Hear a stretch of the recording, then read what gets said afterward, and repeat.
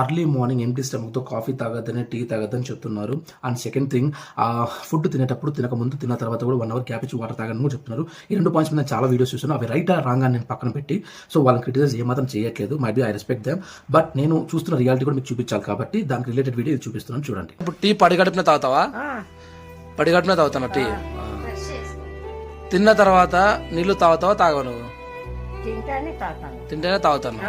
First నుంచి అంతేనా నువ్వు?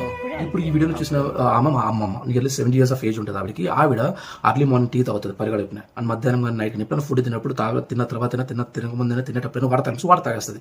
సో ఆవిడ ఇవన్నీ ఏం పట్టించుకోదు. ఆవిడ ఇదే ఫాలో అవుతుంది. ఈవిడకి గ్యాస్ట్రిక్ కానీ ఎసిడిటీ కానీ ఇలాంటి ప్రాబ్లమ్స్ లేవు.